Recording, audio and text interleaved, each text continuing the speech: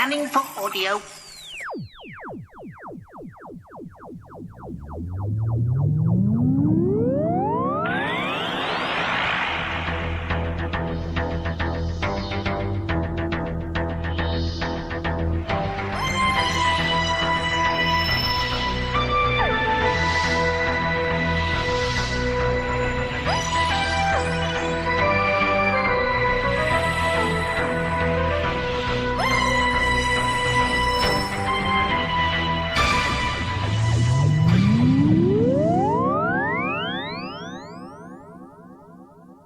Welcome to a Tin Dog podcast. This time talking about, Star Cops. Star Cops specifically is Star Cops 2.1, which is Mars, Part 1. It's a nice box set consisting of 3 linked stories. Here's the opening synopsis. It's the near future and mankind has expanded its presence into space. Maintaining law and order beyond Earth is a responsibility of the International Space Police Force, known colloquially as Star Cops. Their leader is Commander Nathan Spring. There are no Star Cops on Mars, and Nathan Spring intends to put that right. He travels to the Red Planet, hoping to rally colonists' support for setting up an ISPF office. But he faces resistance from those who feel Mars has no need for police. Soon, though, Nathan and his officers are involved in incidents of theft, violence, murder, and they may get a chance to prove they are needed if they can get through their investigations alive. Now, I like my reasonably hard sci-fi. You know, things that take the actual credibility of actual science and just push it a bit further. Yes, science fiction does split into lots of different categories. You get the ones where you're looking at yourselves and you've got the different background, your Avenue 5, but you've still got your actual grounding in proper science. And that's what we've got here. We've got a lovely bit of world building, literally world building. People are on Mars trying to terraform it. Now, I do think that it would be ideal piece of carbon offsetting in order to store it and then send it to Mars and then pollute that world so that it develops greenhouse gases and then we can live there, because that's where I think we're going to have to go, because we're going to have to do carbon capture somehow. But that's reality. What we need here is people willing to spend 1,000 years, like the building of a cathedral, trying to turn Mars into something habitable for human race. Because once we're off one world, the human race could actually survive. But of course there's no natural resources. But that's reality. That's not what this is about. Because, as always, with Star Cops, what you've actually got is a cracking bit of crime drama that happens to be set on another world. Yes, the physics needs to work. Yes, the reality needs to all fit in together and all function. But that's just the way things are. So, storyline, what have we got?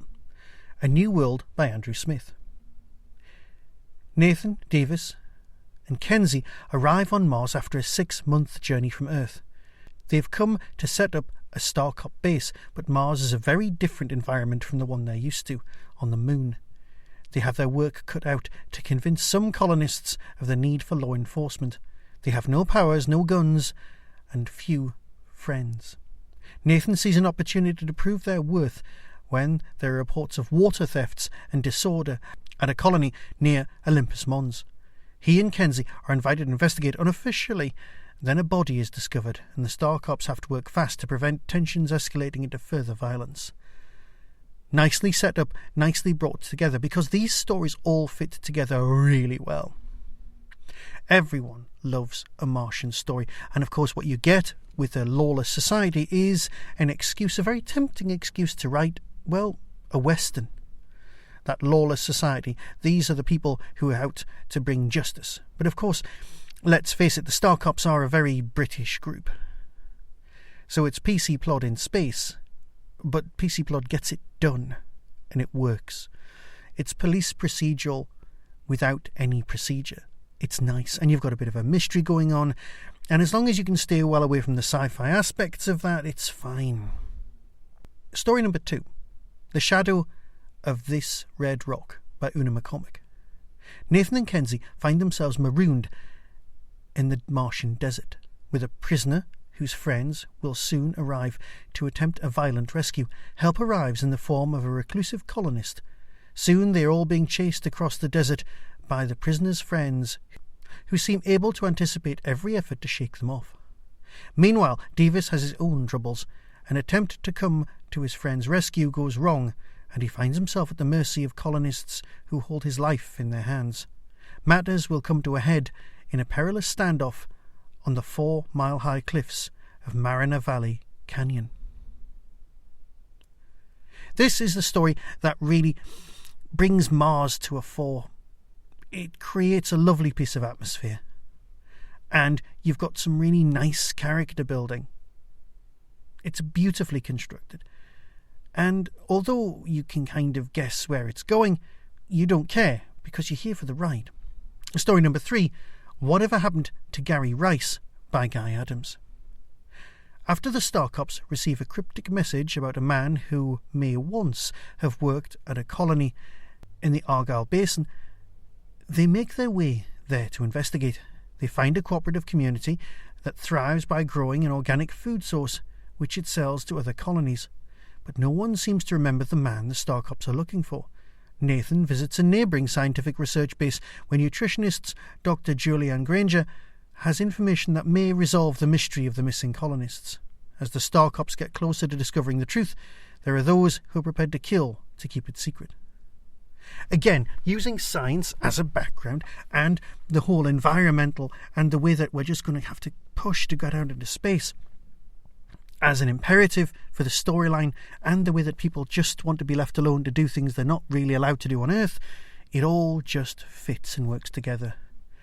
Yes, I may get round to watching The Expanse at some point, but right now, this is my favourite bit of outer space exploration. I cannot wait for the next season, because there's a cliffhanger at the end of this that just is so good. Tremendously well executed, and I just love Star Cops. Yes, it won't be easy getting by without that soundtrack album, but you know what? I can always hum it to myself before I press play on the MP3 player. Here's the trailer. Decide for yourself. But as far as I'm concerned, Mars rocks. Be seeing you. Here it comes. Get ready. This'll make your fillings rattle. As the actress said to the bishop, Devis. From Big Finish Productions, Star Cops Mars, Volume 1. It's a pleasure to welcome the International Space Police Force to Mars. Mars really is quite spectacular. Anything useful? Heard a few stories of water thefts in the colonies. We're pretty much at the furthest point from the colony now.